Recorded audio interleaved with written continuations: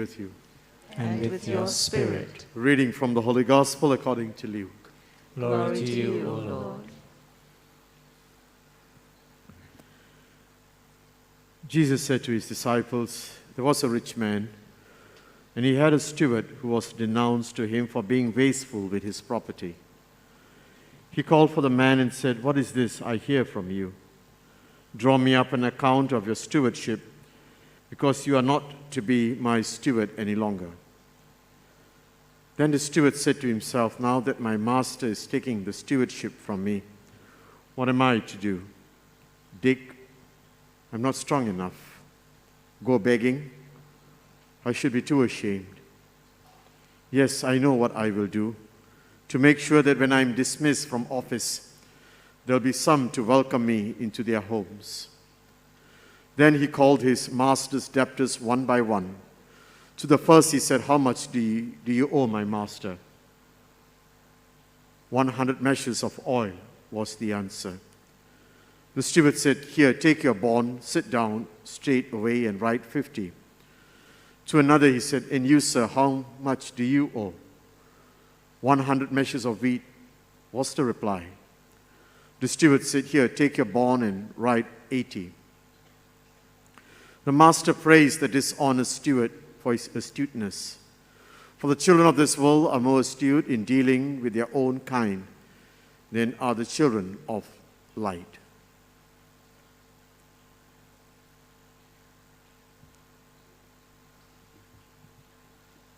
The Gospel of the Lord.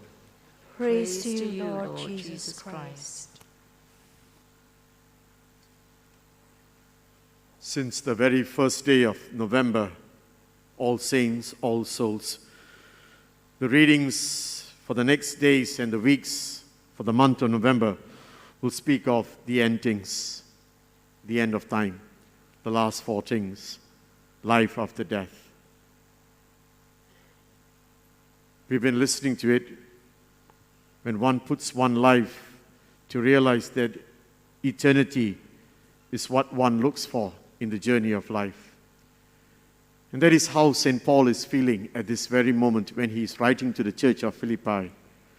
He's in tears, as you recall the words, he's in tears, because he finds the church in the Philippians, they have lost their sight. They are so grounded with the earthly things, they have lost sight of what lies ahead in their life. They've been so preoccupied with the earthly life that they have lost sight of what lies ahead of them.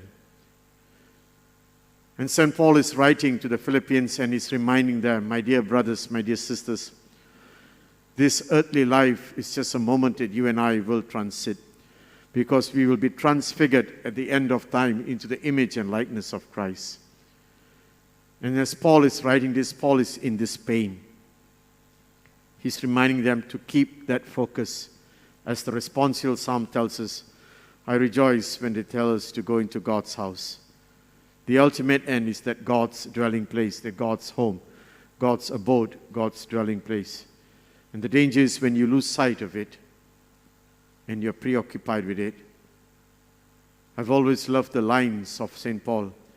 I consider everything in this world, in this life, as mere rubbish for what lies ahead of me. The crown of righteousness, the crown of unfading glory. That's how Paul looks at it at the end. Jesus takes this one step further in the parable today. It's not about the dishonest steward or the steward who took the advantage. It's not about the way he did it.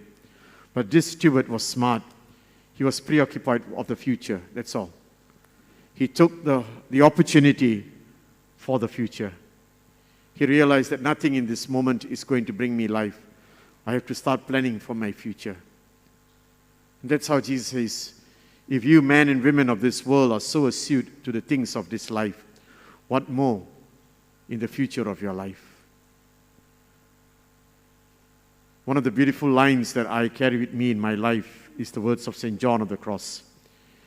In the evening of your life, in the evening of your day, you will be judged by... What's the last word? In the evening of your life, when everything passes by, you'll only be judged by one thing. You'll be judged by how much you have loved. By how much you have loved. Let us ask the Lord the grace that we may love and love one another as Christ has loved us.